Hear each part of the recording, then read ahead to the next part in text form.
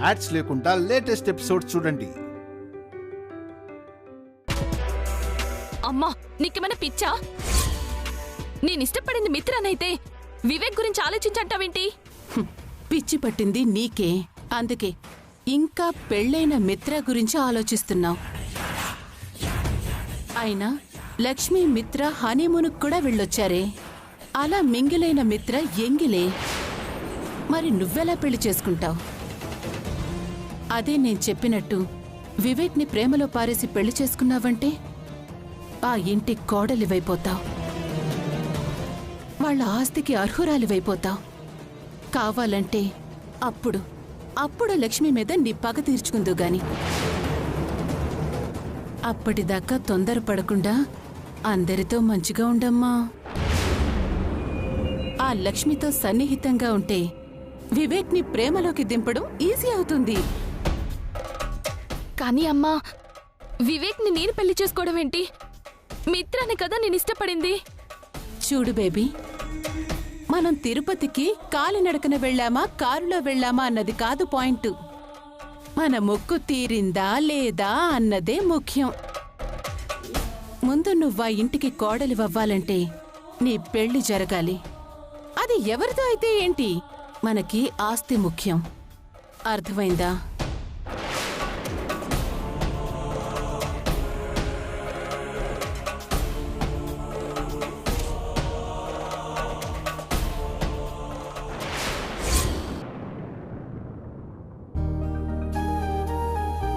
మిత్రకి ఇప్పుడు బానే ఉంది రావు గారు, డోంట్ వరీ.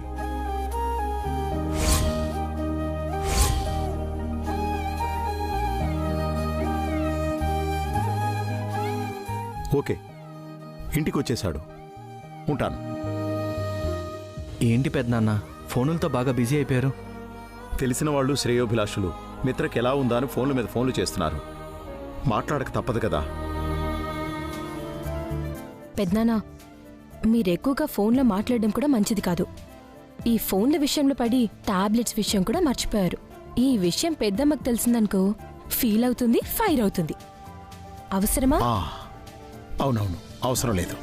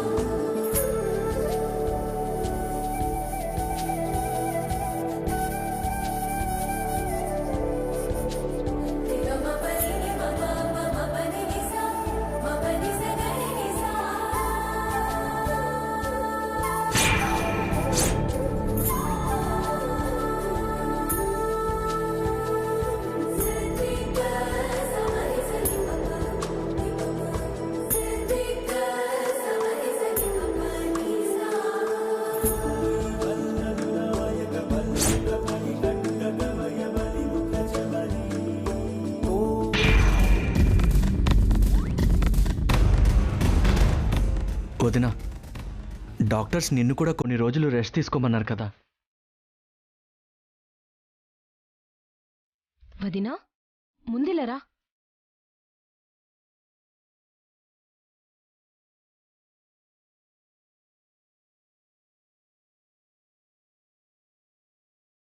డాక్టర్ గారంటే గుర్తొచ్చింది. డాక్టర్ బాలాజీ గారిని ఒకసారి మిత్రకి చెకప్ చేయడానికి ఇంటికి రమ్మని చెప్పాను. ఇంకా రాలేదేంటి?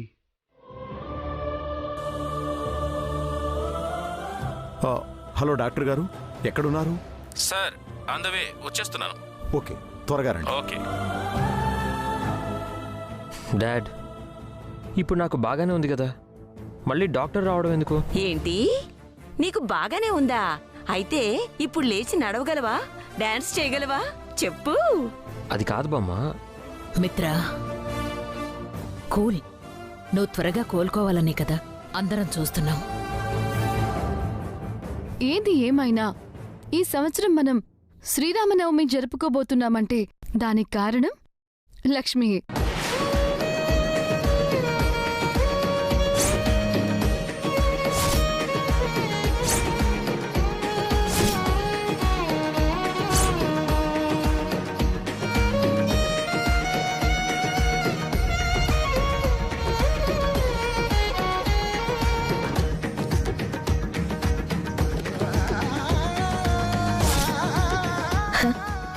అదేంటి మనీషా, లక్ష్మి మూలంగా అంటున్నావేంటి? అంతే కదా ఆంటీ, తను మిత్రని సేవ్ చేసింది కాబట్టే మనం పండగ చేసుకోబోతున్నాం.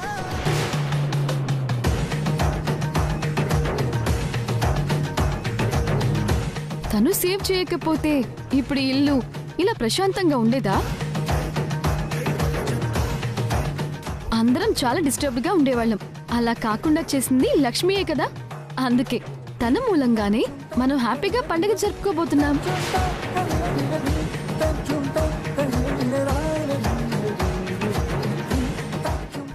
Lakshmi is great.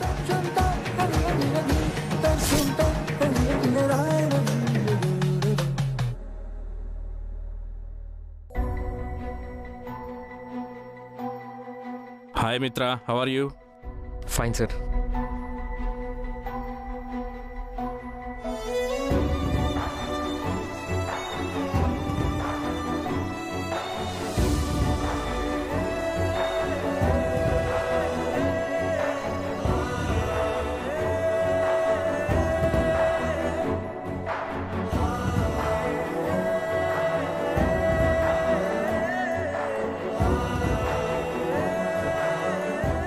Good, no problem. 2 రోజులు కదలకుండా రెస్ట్ తీసుకుంటే సరిపోతుంది.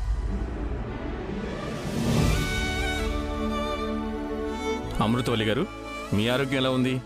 Always all right. నాకేదైనా అయితే మా కోడలు ఒప్పుకోదు కదా, అందుకే పర్ఫెక్ట్ గా ఉన్నాను. సార్, ఇక నేను బయలుదేరుతాను. Okay doctor.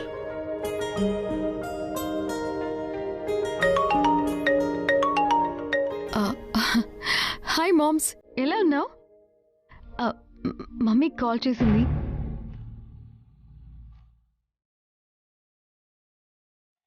సరే సరే, మిత్రని కాసేపు రెస్ట్ తీసుకునేవ్వండి. మనం అందరం వెళ్దాం పదండి.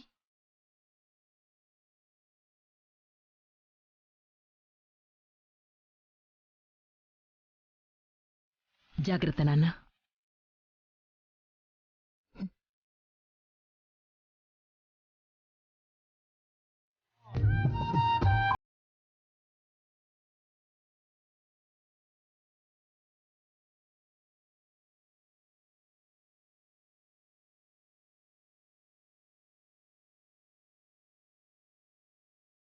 నాన్న,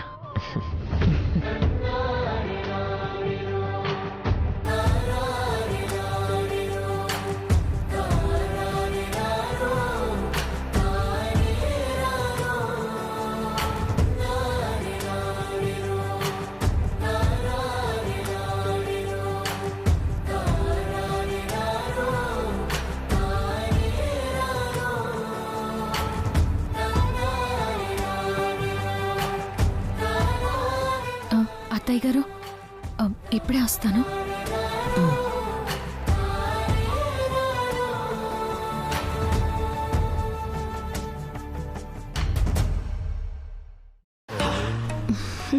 yeah, I'll call you back again.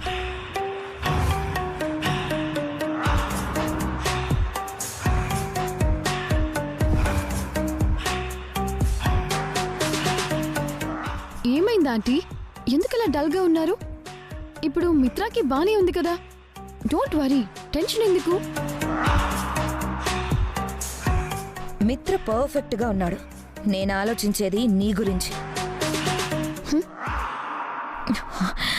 అసలు నువ్వెందుకు లక్ష్మి జపం చేస్తున్నావు? పదే పదే లక్ష్మి పేరును ఎందుకు తలుస్తున్నావు? కమ్ ఆన్ ఆంటీ, మిత్రని సేవ్ చేసింది లక్ష్మియే కదా, అందుకే అలా మాట్లాడాను. అది నాకు తెలుసు. మిత్రని లక్ష్మి సేవ్ చేసుండొచ్చు, కానీ ఆ టాపిక్ ఎండ్ అయిపోయింది. నువ్వు మళ్ళీ మళ్ళీ రిపీట్ చేయాల్సిన అవసరం లేదు. అందరికీ లక్ష్మి చాలా గొప్పదైపోయింది. ఆ లక్ష్మిలో చాలా మంచి క్వాలిటీస్ ఉన్నాయి. ఒక ఇంటి కోడలిగా ఉండాల్సిన అన్ని క్వాలిటీస్ ఉన్నాయి. అందుకే తను మొదటిసారి ఇంట్లో అడుగు పెట్టినప్పుడు గాని, చీర విషయంలో సారీ చెప్పించుకున్నప్పుడు గాని, తన మంచితనంతో ఆ సిచ్యుయేషన్స్ ని తన వైపుకు తిప్పుకుంది. అందరి చేత మంచి అనిపించుకుంది.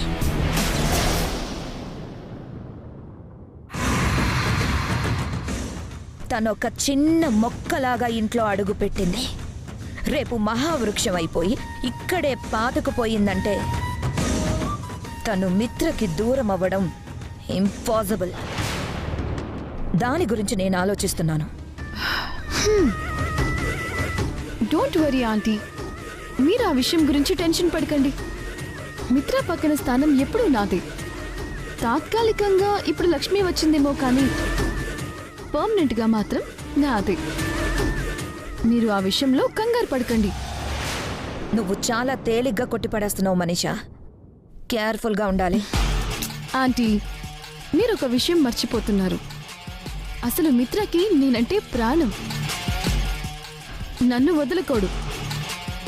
అరవింద ఆంటీకి నేనంటే చాలా ఇష్టం. ఇక నా డార్లింగ్ అయిన మీరు నేను మిత్ర పక్కన ఉండాలని కోరుకుంటారు. ఇక వివేక్, హన్సిక అందరూ నన్ను చాలా ఇష్టపడతారు. కాకపోతే జయదేవ్ అంకుల్లోని చిన్న మార్పు వచ్చింది. అయినా పర్వాలేదు, మిత్ర నన్ను వదులుకోడు. మిత్ర బాధపడితే ఆంటీ కూడా తట్టుకోలేరు. కాబట్టి తను కూడా నన్ను యాక్సెప్ట్ చేస్తుంది. Come on aunty, don't worry. మీకు విషయం తెలుసా? అరవింద ఆంటీ చెప్తే లక్ష్మిని మిత్ర పెళ్లి చేసుకోలేదు. నేను చెప్పడం వల్ల పెళ్లి చేసుకున్నాడు. ఏం మాట్లాడుతున్నావు మనీషా? నేను లక్ష్మిని పెళ్లి చేసుకోవడం ఏంటి? తప్పదు మిత్ర. ఇప్పుడు నువ్వు పెళ్లి చేసుకుంటేనే దోష నివారణ అవుతుంది. అందుకే చెప్తున్నాను, చేసుకో. ప్రతి ఒక్కరూ ఇలా మాట్లాడుతున్నారేంటి? నేను పెళ్లి చేసుకున్నానంటే ఒక అమ్మాయి జీవితం కొలాప్స్ అవుతుంది. నా కోసం నేను పెళ్లి చేసుకొని తన జీవితాన్ని కష్టాల్లోకి నెట్టమంటావా? అది నా వల్ల కాదు. నా జీవితం కోసం ఒక అమ్మాయి జీవితాన్ని చీట్ చేయలేను. మిత్ర, నువ్వు అలా చేసుకోకపోతే నీ లైఫ్ రిస్క్ లో పడుతుంది. నీకేమైనా అయితే నేను తట్టుకోలేను మిత్ర. నా మాట విని తనని పెళ్లి చేసుకో. ఇంత చెప్పినా ఎందుకు ఇలా బిహేవ్ చేస్తున్నావు మనీషా? నేను లక్ష్మిని పెళ్లి చేసుకోవడం కుదరదు. ఓకే, నువ్వు పెళ్లి చేసుకోనప్పుడు నన్ను కూడా మర్చిపో. నేను కూడా ఇక్కడి నుంచి న్యూయార్క్ వెళ్ళిపోతాను. Good bye. వదులు మిత్ర, వదులు. నేను ఆలోచించింది నా ప్రాణం కోసం కాదు, నీ ప్రాణం కోసం. నువ్వు ప్రాణాలతో ఉంటేనే నేను హ్యాపీగా ఉంటాను. మరి నా బాధని నువ్వు అర్థం చేసుకోలేనప్పుడు నేను ఇక్కడ ఉండటం కూడా అనవసరం. నేను వెళ్తాను. నా చెయ్యదులు.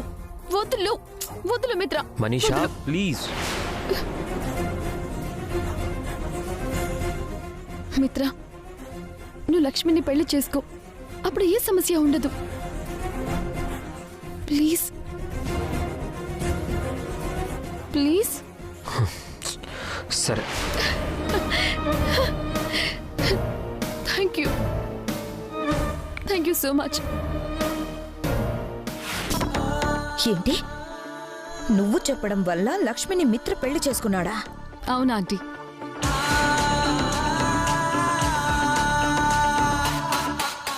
నా మీద ఇష్టంతోనే ఈ పెళ్లి చేసుకున్నాడే తప్ప వేరే ఏం లేదు. అలాంటి మిత్ర నన్ను కాదని లక్ష్మికి ఎలా దగ్గరవుతాడు? It's impossible. లక్ష్మిని పెళ్లి చేసుకోవటం వల్ల లక్ష్మి కూడా మంచి జరిగింది. లేదంటే జగదీష్తో పెళ్ళయి తన జీవితం కొలాప్స్ అయిపోయేది. ఇప్పుడు అలా జరగలేదు కదా. ఇంత పెద్ద ఇంటికి కోడలైంది. రేపు మిత్రాకి దూరం అవ్వాల్సిన పరిస్థితి వచ్చినా కూడా మనం గిల్టీగా ఫీల్ అవ్వాల్సిన అవసరం లేదు. అవును, మనీషా చెప్పింది కరెక్టే.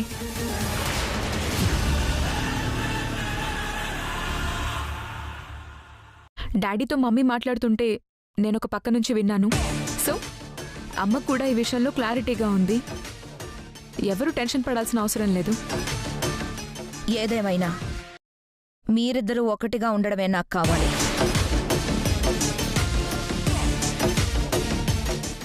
మిత్ర ఎప్పటికైనా నావాడు, నాకే సొంతం. నువ్వలా అనుకుంటున్నావు గాని పెళ్ళయిన దగ్గర నుంచి మిత్రలో చేంజ్ కనిపిస్తుంది. అది గుర్తుంచుకో. It's impossible. మీరు టెన్షన్ పడకండి.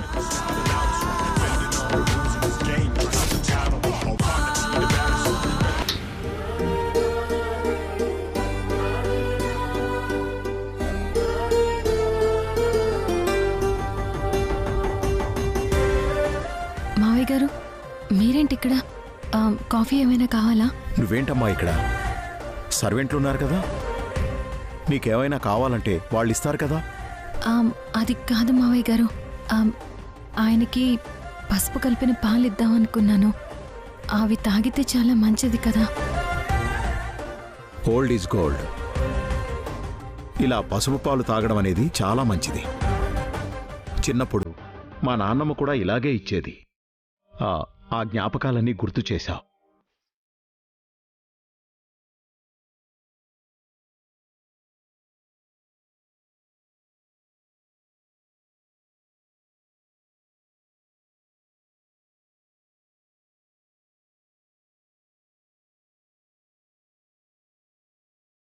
నాకివ్వమ్మా, నేను తీసుకెళ్తాను.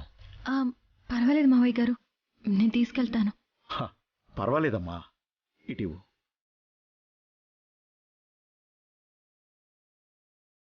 ఏంటమ్మా అలా చూస్తున్నావు? ఏం లేదు మావయ్య గారు, నేను చాలా అదృష్టవంతురాల్ని. మా తాతయ్య కోరుకున్నట్టు మంచి కుటుంబానికి కోడలనయ్యాను. పార్థసారథి గారిని పెళ్లిలో కలిసినప్పుడు మీ తాతయ్య చాలా గొప్పవారని చెప్పారు. మీ తాతయ్య గారిని ఊర్లో అందరూ దేవుడితో సమానం అంటారట. ఆయనంత గొప్ప కాకపోయినా ఒక మనిషిగానైనా ఉండాలనుకుంటున్నాను. చూడమ్మా, ఒక్క విషయం చెప్తాను, ఎప్పటికీ గుర్తుపెట్టుకో. మిత్ర చాలా మంచివాడు. ఒక్కోసారి బిజినెస్ విషయంలో ఏదో విధంగా డిస్టర్బ్ అవుతూ ఉంటాడు. అది నువ్వు అర్థం చేసుకొని మిత్రకి దగ్గరవ్వు. అప్పుడు ఏ సమస్య ఉండదు. అలాగే మావయ్య గారు. సరే, పద వెళ్దాం.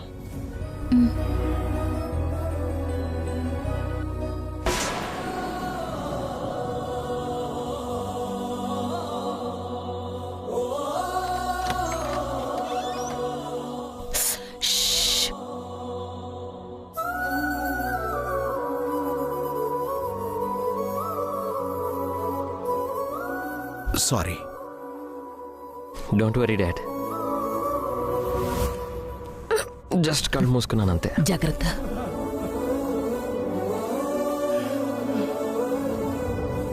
నీకోసం లక్ష్మి తయారు చేసింది, తీసుకో. బాదం పాలా? నాకు చాలా ఇష్టం.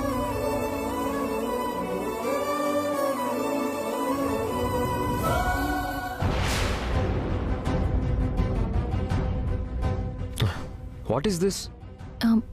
అవి పసుపు కలిపిన పాలండి. ఎందుకు? తాగితే చాలా మంచిది. డాడ్, ఆల్రెడీ మెడిసిన్స్ వాడుతున్నాను కదా, మళ్ళీ ఇదెందుకు? అవసరం లేదు. చూడండి, నెట్లో వెతికినా కూడా మెడిసిన్ కంటే పసుపు కలిపిన పాలు తాగితేనే చాలా మంచిదని ఉంటుంది. కావాలంటే మీకు చూపిస్తాను. మిత్ర, మామ్, తను చెప్పింది కూడా కరెక్టే. ఇది తాగితే చాలా మంచిది. తాగు. అమ్మా లక్ష్మి, నువ్వేం టెన్షన్ పడకు. మిత్ర తాగేస్తాడు. రేయ్, తాగరా. తాగు. మామ్. తాగు.